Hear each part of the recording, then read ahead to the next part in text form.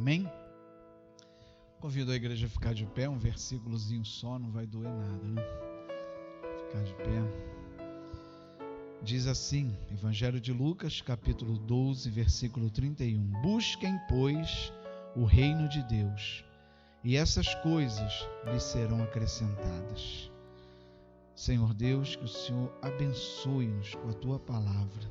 Usa a minha vida como instrumento nas Tuas mãos. Amém. Podeis assentar.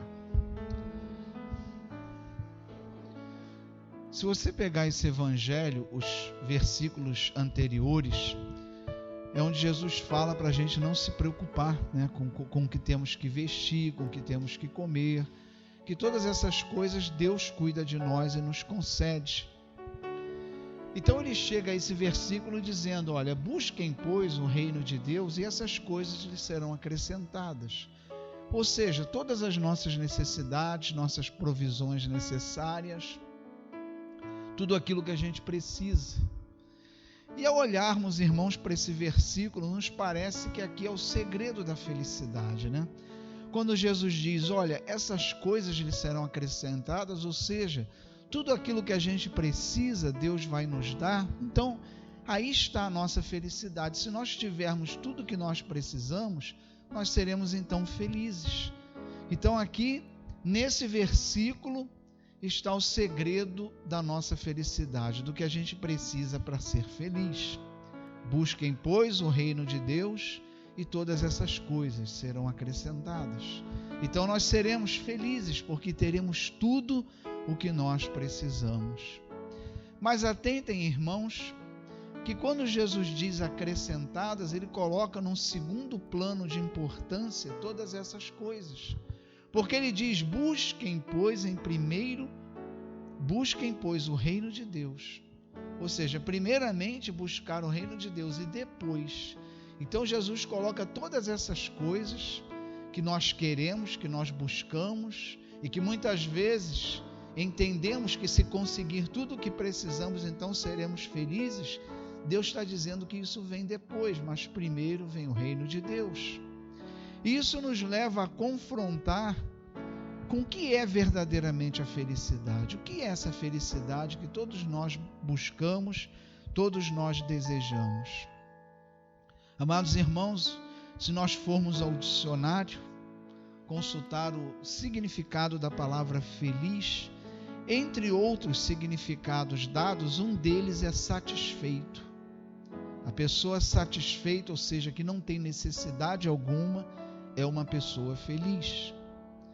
Mas a grande verdade, irmãos, é que a gente vê no decorrer da nossa vida e nas convivências, naquilo que a gente vai aprendendo da vida, que isso não é uma verdade. A felicidade não consiste propriamente em satisfazer as nossas necessidades. É muito mais do que isso. Tanto que, quando eu estudei há anos atrás no seminário, o padre reitor era um holandês, e ele nos dizia isso, olha, a Holanda é um país onde não há necessidade financeira ou de bens, as pessoas têm tudo que elas quiserem, porque, não sei hoje a realidade, mas na época era um país de um poder aquisitivo muito alto, de uma realidade social muito próspera. E, no entanto, era um país que lidava com um índice de suicídio muito grande. E isso mostra que não são as nossas necessidades atendidas que vai consistir propriamente na nossa felicidade. Existiu um escritor chamado Vicente de Carvalho, hoje tem até uma avenida com o nome dele, lá na Penha, que ele disse algo que eu já disse aqui no púlpito, mas esse escritor Vicente de Carvalho, ele disse isso, olha, a felicidade ela nunca está onde nós estamos, pois ela só está onde nós a pomos e nós nunca pomos onde nós estamos. Isso é uma grande verdade. Nunca a felicidade vai estar no nosso momento presente, porque a gente sempre coloca a nossa felicidade em algo que a gente ainda não tem. E isso tem sido a realidade do mundo. As pessoas projetam a sua felicidade em conquistar coisas, conquistar bem, e quando o fazem, entendem que não são felizes, essa tal felicidade não foi alcançada, então é preciso que se renove os alvos e os objetivos, porque se a felicidade não está ali, então ela tem que estar em outro lugar. E o homem vive buscando uma felicidade, algo que nunca alcança, nunca está no seu tempo presente, porque a gente tem uma imensa dificuldade de colocar a nossa felicidade naquilo que nós temos e naquilo que nós estamos vivendo hoje, aqui e agora. Diante dessa realidade, irmãos, nós voltamos ao Éden, porque o homem foi criado feliz. Deus não criou um homem infeliz, amém? Deus criou um homem feliz. Então a gente precisa saber o que esse homem tinha para poder ser feliz. E o primeiro ponto que a gente vê quando o homem foi criado é que ele era um homem honrado. Lá no livro de Gênesis, no capítulo 1, versículo 26, o primeiro livro da Bíblia, capítulo 1, versículo 26, diz: Então disse Deus, façamos o homem à nossa imagem, conforme a nossa semelhança. Olha que honra, né, para uma criatura.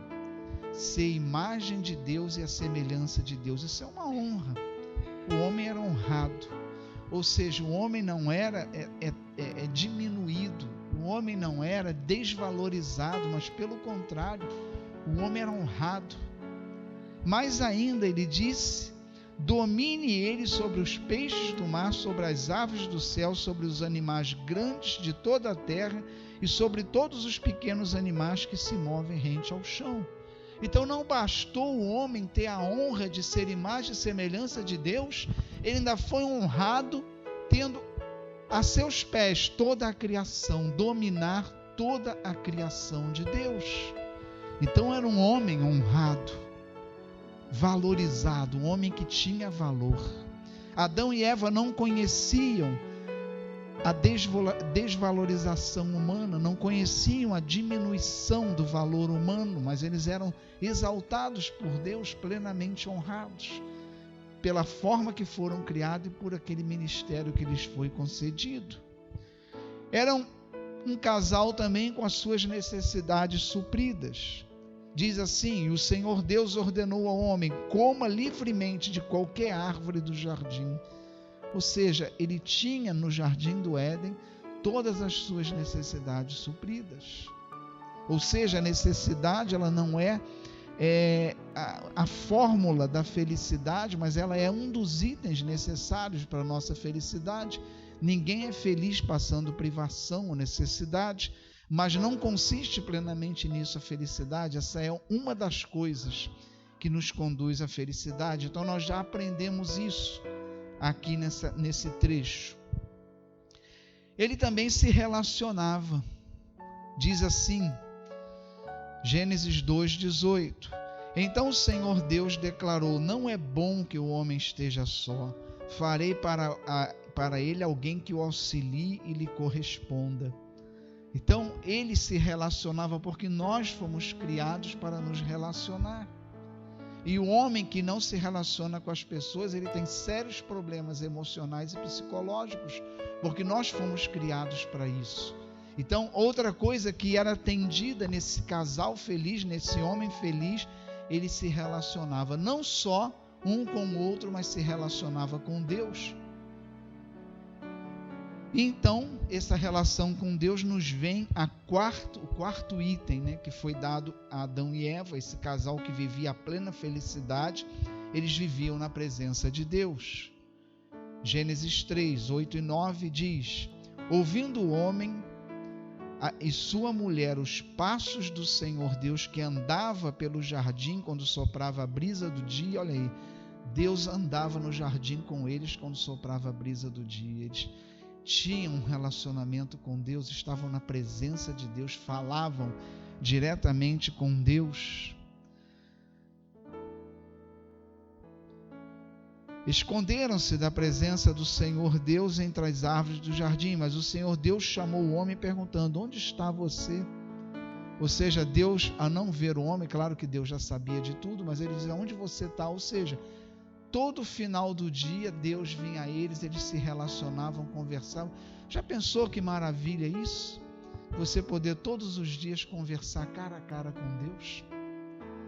Hoje a nossa condição humana nem nos permite isso. A glória de Deus é tão grande para a nossa condição humana que se a gente vê a Deus, a gente morre, né? E Deus deixa isso claro, né, no Antigo Testamento. E um outro item também desse homem feliz, essa mulher feliz, é que eles eram eternos. Ninguém é plenamente feliz sabendo que vai morrer. Então, eles eram eternos. Tanto que Deus, quando eles pecam, Deus diz assim: mas não coma ou seja, antes de pecar, ele diz: mas não coma da árvore do conhecimento do bem e do mal, porque no dia que dela comer, certamente você morrerá. Ou seja, eles não conheceriam a morte. A morte veio no momento que eles desobedeceram. Mas até aí eles eram eternos. Viveriam eternamente e não conheciam a morte. Então, todas essas questões faziam parte da realidade desse homem feliz, dessa mulher feliz. Eram honrados, pessoas valorizadas, com todas as suas necessidades supridas, se relacionavam entre si com Deus e eram eternos. E, amados irmãos, tudo que o homem tinha, ele recebeu de Deus, mas estava condicionado unicamente a obedecer a Deus. Deus não pediu nada em troca a Adão e Eva que não fosse a obediência. E entendam, por que Deus então botou uma árvore lá se não era para eles comerem? E essa árvore foi a causa de toda a morte da humanidade. É óbvio que Deus colocou a árvore para que pudesse haver obediência. Se a árvore não tivesse ali, o homem não teria como desobedecer a Deus e não teria como manifestar a Deus a sua obediência. A árvore estava ali justamente para mostrar a autoridade de Deus sobre ele e ele colocar diante de Deus a sua obediência, manifestar a Deus a sua obediência. Por isso a árvore estava ali. E toda essa vida feliz do homem, com tudo isso que Deus deu a ele, estava condicionado unicamente a obedecer a Deus. Mas, amados irmãos, o homem passa a ter que buscar a felicidade a partir do pecado.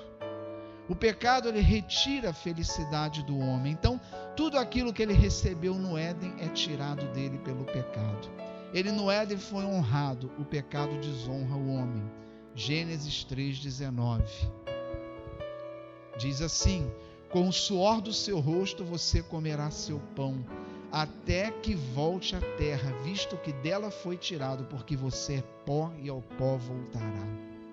Aquele que era eterno se torna pó e ao pó retornará. Então aquela honra que ele recebeu, sendo imagem e semelhança de Deus, tendo submetido a si toda a criatura, agora ele perde. Ele que foi criado para dominar a criação, ele diz agora para ele: com o suor do seu rosto você comerá o seu pão. Não será mais dado. Agora ele terá que retirar com o suor do rosto. A natureza já não está mais plenamente submetida a ele, mas agora ele tem que suar para retirar dela aquilo que ela dava a ele por submissão. Porque assim Deus criou a ele, honrado pela liderança sobre toda a criação e honrado por ser imagem e semelhança de Deus. Passa a lutar para suprir as suas necessidades. Então, o segundo item que ele teve no Éden foi o que? Suas necessidades eram supridas. Agora já não são mais. Gênesis 3, 17 e 18 diz: e ao homem declarou: visto que você deu ouvidos à mulher e comeu do fruto da árvore da qual lhe ordenara que não comesse, maldita é a terra por sua causa. Com sofrimento você se alimentará dela todos os dias da sua vida. Ela lhe dará espinhos e ervas daninhas, e você terá que alimentar-se das plantas do campo. Então, aquela segunda coisa que ele recebeu no Éden, que era ter todas as suas necessidades supridas, agora já não é mais. Aí você vai dizer: puxa, mas Deus amaldiçoou o homem? Não, o homem foi amaldiçoado pelo pecado. O que Deus está relatando aqui é a nova realidade dele mediante a entrada do pecado na sua humanidade. É isso que Deus está dizendo aqui. Quando Deus diz: maldita é a terra, Deus não está amaldiçoando o que ele criou, ele está dizendo que ela passou a ser maldita pelo pecado ter entrado. Então, amados irmãos, era honrado pelo pecado, passa a ser desonrado, volta a ser pó e ao pó retornará, porque pó você é. Passa a lutar com o seu suor, a natureza começa a dar erva daninha, com sofrimento o homem passa a tirar o seu alimento. Ele se relacionava no Éden, entre ele e Eva tinha um relacionamento que é algo vital para a nossa felicidade, para que a gente esteja plenamente feliz. A gente precisa se relacionar com pessoas. Isso também é tocado pelo pecado e o relacionamento conhece o distanciamento. Gênesis 3, de 7 a 10. Os olhos dos dois se abriram e perceberam que estavam nus. Aí começa a entrar a malícia no relacionamento que não tinha. Então juntaram folhas de figueira para cobrir-se. Ouvindo o homem a sua mulher, o homem e a sua mulher, os passos do Senhor Deus, que andava pelos jardins, quando soprava a brisa do dia, esconderam-se da presença do Senhor Deus entre as árvores do jardim. O homem começa o quê? A ter vergonha, a se esconder de Deus. Esse homem que era honrado, era um homem valorizado, agora ele passa a ter vergonha da sua condição e se esconde de Deus. Mas o Senhor Deus chamou o homem perguntando: onde você está? E ele respondeu: ouvi os teus passos no jardim e fiquei com medo, porque estava nu e por isso me escondi. Medo, isso não existia, nem no relacionamento do homem com Deus, nem no relacionamento entre o homem e a mulher, entre dois seres viventes. Mas agora um medo entrou entre eles. E mais do que isso, ele chega quando Deus indaga: por que você comeu do fruto? Ele diz: essa mulher que tu me destes, que me deu. Então aquela que ele vivia em plena harmonia, agora ele já aponta o dedo para ela, acusando. Já nasce o distanciamento e a discórdia no relacionamento, agora manchado pelo pecado. Então aquele relacionamento que era algo dado no Éden ao homem como um dos itens necessários para a sua plena felicidade que ele vivia no Éden, agora foi tocado pelo pecado. A outra coisa, Deus se relacionava com o homem, deixa de se relacionar aqui intimamente como era. Gênesis 3, 23 a 24 diz: por isso o Senhor Deus mandou embora do jardim do Éden para cultivar o solo do qual fora tirado. Depois de expulsar o homem, colocou a leste do jardim do Éden querubins e uma espada flamejante que se movia, guardando o caminho para a árvore da vida. Então, ele que via Deus todos os dias, se relacionava com Deus, agora ele foi expulso da presença do Senhor, expulso do Éden, onde era um lugar onde ele vivia na presença de Deus, via face a face ao Senhor. Essa realidade pelo pecado, ela foi quebrada. Outro item foi tirado do homem. E por fim, ele se torna mortal. Deus o criou imortal e esse era um dos itens da sua plena felicidade no Éden. Agora ele se torna mortal. Gênesis 2:17 diz assim: mas não coma da árvore do conhecimento do bem e do mal, porque um dia, se dela comer, certamente você morrerá. Então o homem comeu e agora o homem tinha a realidade da morte na sua vida, algo que ele não iria conhecer porque ele era eterno.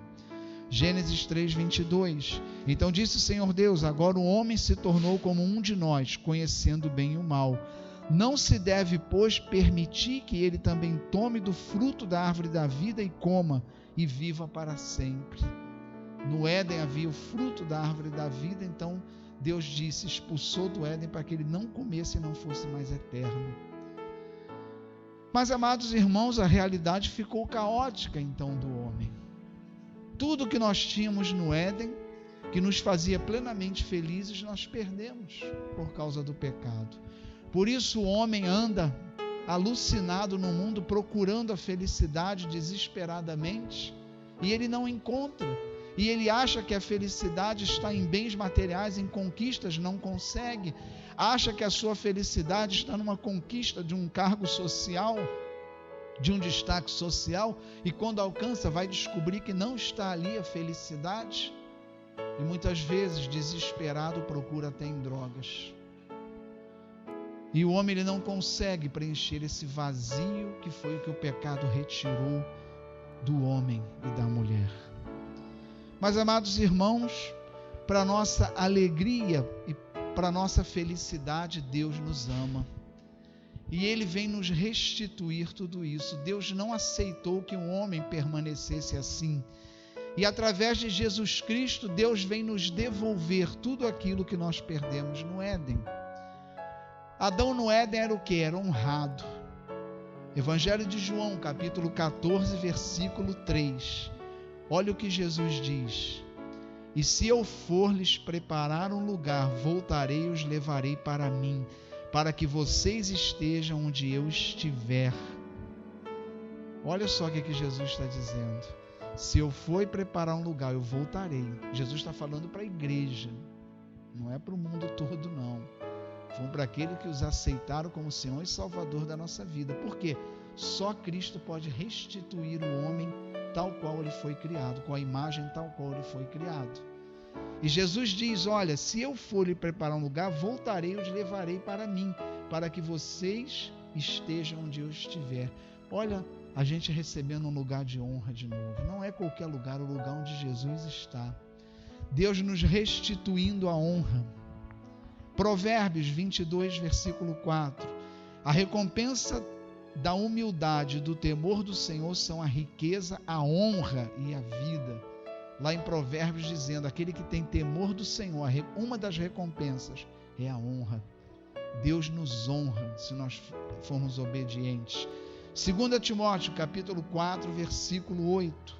Olha o que Paulo diz aqui: agora me está reservada a coroa da justiça que o Senhor, justo juiz, me dará naquele dia, e não somente a mim, mas também a todos que amam a sua vinda. Paulo falando de uma coroa, que nós seremos coroados na eternidade, aqueles que amaram a vinda de Jesus. Então, restituindo a glória do homem, essa coroa coloca o homem no lugar onde ele estava, no Éden. Imagem e semelhança de Deus, porque a imagem do homem ela é restituída, porque o pecado distorceu a imagem e semelhança de Deus que nós éramos plenamente, mas a obra do Espírito Santo em nós a cada dia está corrigindo essas distorções que o pecado criou, está a cada dia resgatando em nós a nossa imagem tal qual nós fomos criados. Essa é a obra do Espírito Santo a cada dia em nossa vida. Novamente, outra coisa que o homem tinha no Éden e perdeu, tinha as suas necessidades supridas. E Jesus vem lá no texto de hoje, Lucas 12, 31. Busquem, pois, o reino de Deus e essas coisas lhes serão acrescentadas. Assim como no Éden tudo era dado ao homem, Jesus falou: busca o reino de Deus em primeiro lugar, que as demais coisas vão ser acrescentadas a vocês. Não riquezas, não as nossas ambições, mas nossas necessidades, porque Adão era feliz no Éden, plenamente feliz, e Deus não colocou ele mergulhado em ouro num trono igual ao de Deus, mas Deus simplesmente supriu todas as suas necessidades. E Jesus vem oferecer isso de volta a nós, dizendo: busca o reino de Deus em primeiro lugar e essas coisas serão dadas a vocês. Então nossas necessidades supridas novamente. Salmo 37, 25. Já fui jovem, agora sou velho, mas nunca, isso dito por Davi. Já fui jovem, agora sou velho, mas nunca vi o justo desamparado, nem seus filhos mendigando pão. Ele falando isso: olha, eu já sou uma pessoa idosa, mas eu nunca vi um homem de Deus mendigar o pão ou ter suas necessidades não atendidas. Então Deus resgatando algo que tínhamos no Éden. No Éden nós tínhamos relacionamento. Adão e Eva se relacionavam e era suprida essa necessidade humana de se relacionar, porque fomos criados para nos relacionar. E por que Deus criou essa necessidade em nós? Porque Deus nos criou para viver em comunhão com Ele e glorificar o seu nome. E para desejarmos a comunhão, nós precisamos ter a necessidade de nos relacionarmos, porque a comunhão ela vem também do relacionamento. Gênesis 3, 23. Resgata o nosso relacionamento. Evangelho de João, capítulo 17, versículo 22. Dê-lhes a glória que me destes, para que eles sejam um, assim como nós somos um. Ou seja, o Espírito Santo nos renova a unidade com Deus, tal qual a unidade de Jesus com o Pai. Olha o que Jesus diz aqui para o Pai, uma oração de Jesus com o Pai. Dê-lhe a glória que me deste, falando, Jesus deu a glória ao Pai que o Pai deu a ele. Para que eles quem? Nós, a sua igreja, seus apóstolos e a sua igreja, para que eles sejam um, assim como nós somos um. Ou seja, ser unidade, irmãos, é a expressão mais ampla e mais profunda de um relacionamento. Ninguém tem mais intimidade, ninguém está mais ligado do que aquele que está em unidade. E Jesus vem nos resgatar isso. João 15:12. O meu mandamento é esse: amem-se uns aos outros como eu vos amei. Jesus concede através do Espírito Santo a capacidade de nós termos um amor assim como o de Deus, que é o amor ágape. O amor que se dá sem retribuição, sem estar retribuindo, mas um amor dado gratuitamente. Uma outra coisa que perdemos lá, que tínhamos no Éden, éramos felizes, era que estávamos na presença de Deus. Adão, ele falava com Deus diariamente, todos os dias. E isso também Jesus nos resgata em João 14:23. Respondeu Jesus: se alguém me ama, guardará a minha palavra. Meu Pai o amará. Nós viremos a ele e faremos nele morada. Mais do que se relacionar como era no Éden, Deus agora faz morada em nós. Deus faz morada em nós. Uma ligação íntima, muito íntima, do homem com Deus é resgatada. João 1:12. Contudo, aos que o receberam, aos que creram em seu nome, deu-lhes o direito de se tornarem filhos de Deus. Amados, nem Adão era filho de Deus, era criatura de Deus. E ele diz aqui, olha, João dizendo: contudo, aos que o receberam, aos que creram no seu nome, aquele que realmente aceitou a Jesus como Senhor e Salvador da sua vida, deu-lhes o direito de se tornarem filhos de Deus. Nós somos filhos de Deus, não mais criaturas. E por fim, irmãos, algo que nos foi tirado do Éden, nos é devolvido. Adão no Éden era eterno, e isso nos é devolvido em Jesus Cristo. João 11, passagem da ressurreição de Lázaro, versículo 25 e 26 diz: disse-lhe Jesus: eu sou a ressurreição e a vida. Aquele que crê em mim, ainda que morra, viverá. E quem vive e crê em mim, não morrerá eternamente. Você crê nisso? Jesus resgatando a nossa vida eterna. E ele diz: ainda que tenha morrido, viverá. Por que ele está dizendo isso? Porque a nossa carne vai morrer. A nossa natureza é pó e ao pó retornará. Mas nós, a nossa natureza espiritual, essa já é eterna. Nós não morreremos. Quando a nossa natureza humana, quando esse corpo mortal voltar ao pó, nos será dado um corpo glorificado para estar onde Deus está, glorificando o Senhor eternamente. Nós somos eternos. A nosso corpo, a nossa natureza humana decaída, essa morrerá, mas nós somos eternos. Jesus nos resgata tudo aquilo que nós perdemos no Éden. Por isso Jesus diz: eu sou o caminho, a verdade e a vida. Não há outro caminho para o Pai. Só Jesus é o caminho para o Pai. Ele resgata tudo aquilo que foi perdido no Éden. Mas, irmãos, não diferente do Éden, para que Jesus faça isso, o que Deus pediu lá no Éden? A única condição para Deus conceder tudo aquilo que Ele deu ao homem no Éden: a obediência. Não é diferente hoje para nós, para a sua igreja. Jesus continua exigindo de nós a obediência. Todas essas coisas que Deus quer restaurar em nós, ainda como no Éden, depende unicamente de uma coisa: a nossa obediência. Evangelho de João, capítulo 14, versículo 24. Aquele que não me ama, não guarda as minhas palavras. Estas palavras que vocês estão ouvindo, não são minhas, são de meu Pai que me enviou. Então Jesus diz: olha, aquele que me ama, aquele que amou a minha vinda, né, como foi colocado na passagem anterior, ele guarda a minha palavra. Então o termômetro que Jesus usa para saber se nós o amamos é se a gente está obedecendo a Ele. Não é diferente do Éden. Deus, a única coisa que pediu a Adão e Eva, tudo isso lhes foi dado, mas vocês não comerão daquele fruto. Então só pediu obediência, não pediu nada mais. Jesus hoje, a única coisa que Ele nos pede, obedecer a sua palavra. Disso depende toda a restauração da nossa vida. Toda a nossa restauração como crente, como filho de Deus, depende da nossa obediência a Deus. Não, nada diferente do Éden. Então percebam, irmãos, o movimento pendular, da história do povo. Estávamos no Éden, o homem peca, vem em franca decadência. Deus vem, nos reconcilia com Deus, perdoa os nossos pecados. A obra, uma vez perdoados os pecados, a gente precisa voltar para o Éden. E qual o caminho para a gente voltar? Jesus, eu sou o caminho, a verdade e a vida. Então é através dele a gente volta. De que forma? Obedecendo a Jesus.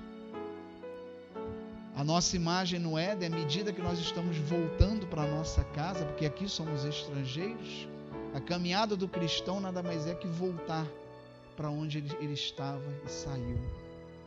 Nós estamos voltando, e à medida que estamos voltando, o Espírito Santo está resgatando a nossa imagem tal qual ela era. Quando chegarmos no céu, nós poderemos nos conhecer plenamente. Nós não nos conhecemos. Nós já nascemos com a nossa imagem distorcida pelo pecado, a nossa visão distorcida pelo pecado. A gente não tem como fazer ideia de quem nós verdadeiramente somos, como fomos criados por Deus. Nós só vamos nos conhecer como fomos criados verdadeiramente quando a gente estiver diante de Deus. Não só vamos conhecer plenamente a Deus, como vamos nos conhecer plenamente. Porque o que a gente conhece hoje é uma imagem distorcida de nós mesmos, porque a nossa imagem está distorcida pelo pecado. Mas a gente pode ver a cada dia caminhando com o Senhor que Deus está resgatando. Se nós olharmos para trás, a gente vai ver que hoje nós somos bem diferentes do que éramos. Isso é o Espírito Santo atuando em nós, resgatando essa imagem, tal qual a imagem e semelhança de Deus. E o mundo, irmãos, continua aí tentando preencher um vazio que só Deus pode preencher. E esse é o papel da igreja, anunciar o Evangelho, porque só o Evangelho converte vidas, só o poder do Espírito Santo converte vidas. E aquele que aceita a Cristo como Senhor e Salvador da sua vida, vai sentir esse vazio preenchido, assim como nós sentimos. Hoje, nós não temos plena alegria, porque vivemos dentro de uma realidade de pecado, mas nós somos felizes. A nossa vida ela é plenamente preenchida por Deus. A gente pode estar passando por um momento difícil, estarmos tristes, mas isso não compromete a nossa felicidade, porque não há carência em nós de coisa nenhuma. Ainda que a gente reclame, ainda que a gente seja pessoas que reclamem, não tem faltado nada de nossas necessidades. Deus tem dado e a gente tem que reconhecer isso. Deus tem dado e vai continuar suprindo, se nós estamos na presença do Senhor. Amém? Vamos orar ao Senhor. Deus amado, nós te louvamos e agradecemos por essa palavra. Entregamos nas tuas mãos tudo que se realizará nessa igreja, nesse dia. E no culto da noite também. Prepara os corações, Senhor. Que tu reines nesse lugar, porque importa que venha de ti, Senhor. À noite estaremos ministrando, Senhor, sobre o corpo, sobre a comunhão e sobre o corpo. Que o Senhor já prepare os nossos corações e prepare a minha vida para esse momento. Nós te louvamos, Senhor, e agradecemos. Que a bênção de Deus, Pai, Filho e Espírito Santo, desça sobre nós, sobre nossas vidas. Amém.